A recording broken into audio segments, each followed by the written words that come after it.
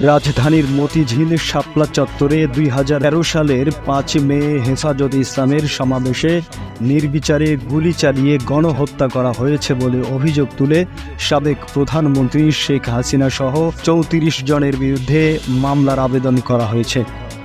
রোববার Dhaka metropolitan magistrate Zaki আল ফারাবীর আদালতে এ মামলার আবেদন করেন বাংলাদেশ পিপলস পার্টির চেয়ারম্যান বাবুল সরদার চাখারি।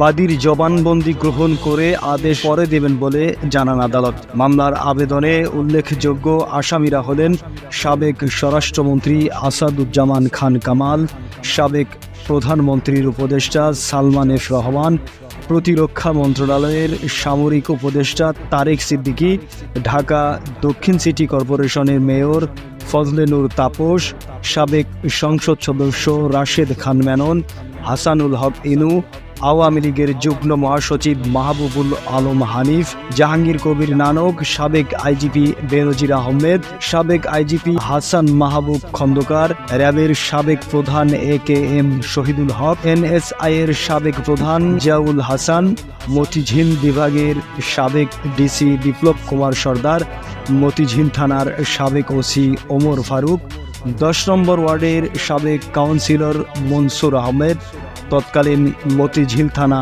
ছাত্রলীগ সভাপতি মাহবুবুল হক হিরণ, ইমরান, আওয়ামী লীগ নেত্রী মমতাজ পারভিন, মতিঝিল থানার সাবেক ওসি ফরমান আলী, ন্যাশনাল পিপলস পার্টির চেয়ারম্যান সালাউদ্দিন সালু, মতিঝিলের সাবেক ডিসি নাজমুল আলম, হামদাদ গ্রুপের অবসরপ্রাপ্ত ডাইরেক্টর মেজর ইকবাল আশরাফুজ্জামান। আবেদনে উল্লেখ করা হয়, আওয়ামী লীগ সরকারের ছত্রছায়ায় ব্লগাররা ধর্মীয় অবমাননা ও হযরত মুহাম্মদ সাল্লাল্লাহু আলাইহি ওয়াসাল্লাম সম্পর্কে কটূক্তি এবং বাজে লেখালেখি করার প্রতিবাদে হেফাজতে ইসলাম 13 দফা দাবি সরকারের কাছে দেয়। সরকার দাবি না মানায় 2013 সালের 5 মে মতিঝিল শাপলা চত্বরের রাস্তায় অবস্থান নেয় হেফাজত।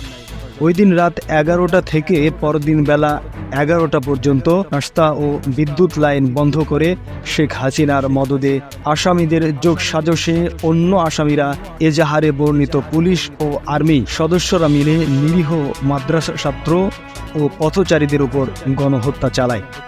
তাদের হত্যা করে লাশগুলো সিটি কর্পোরেশনের গাড়িতে নিয়ে অজ্ঞাত স্থানে গুম করে ফেলে। অভিযোগে বাবুল সরদার চাখারি আরও উল্লেখ করেন, এ সময় বহু মাদ্রাসা ছাত্র হত্যাকাণ্ডের শিকার হয়েছিল। তাদের অভিভাবকরা সংশ্লিষ্ট থানায় মামলা ও জিডি করতে গেলে থানা কর্তৃপক্ষ কোনো মামলা নেয়নি। একজন রাজনীতিবিদ 3000 থেকে 3500 মানুষকে নির্বিচারে গণহত্যার কারণে আদালতে মামলা চেয়ে এনেছেন।